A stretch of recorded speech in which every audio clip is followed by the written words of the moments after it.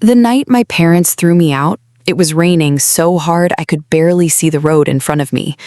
I was 16, pregnant, terrified, and standing on the front porch of the only home I had ever known, with one suitcase at my feet and my mother's words still ringing in my ears.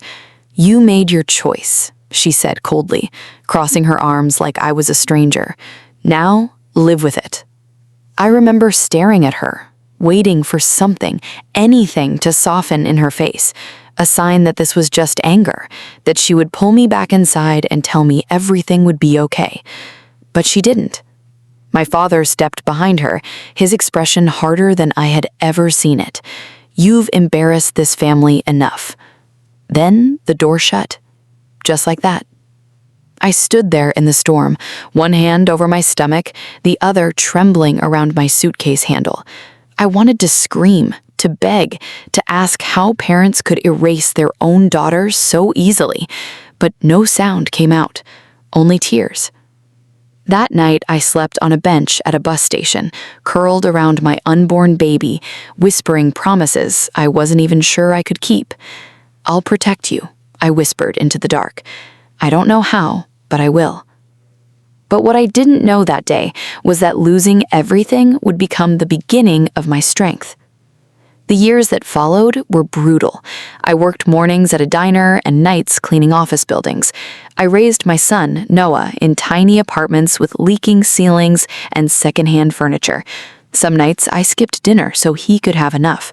Some nights I cried after he fell asleep, wondering if I had failed him before he'd even had a chance.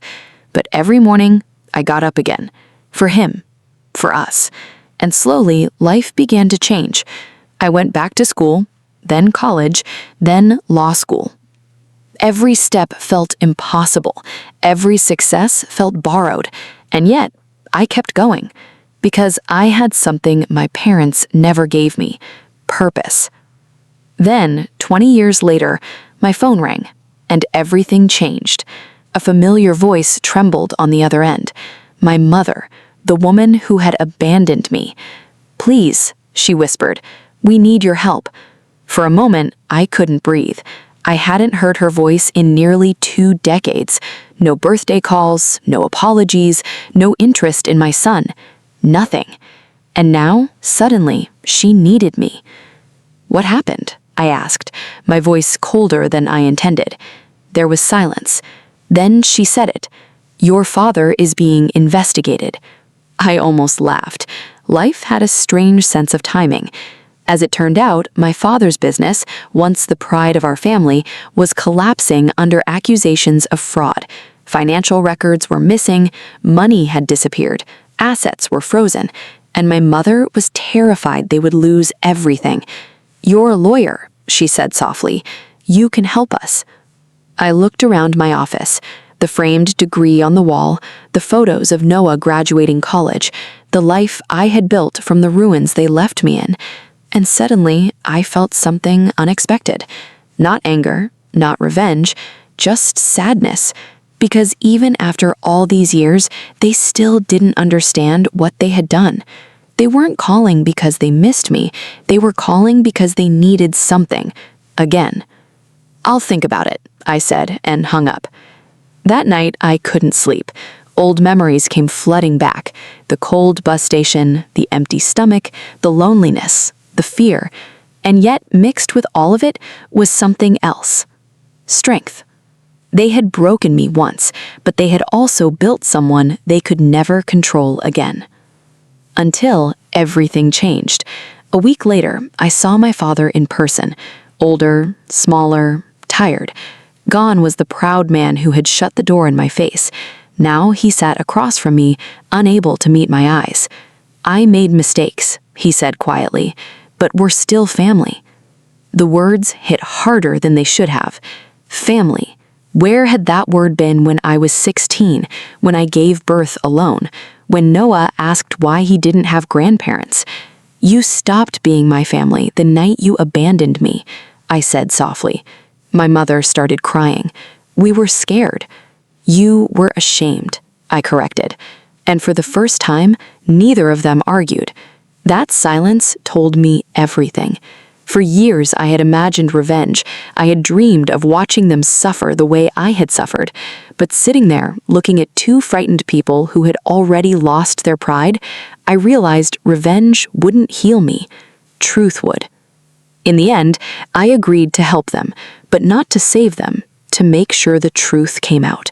Every record, every lie, every hidden secret. I reviewed their financial documents carefully, and what I found shattered even the little sympathy I had left.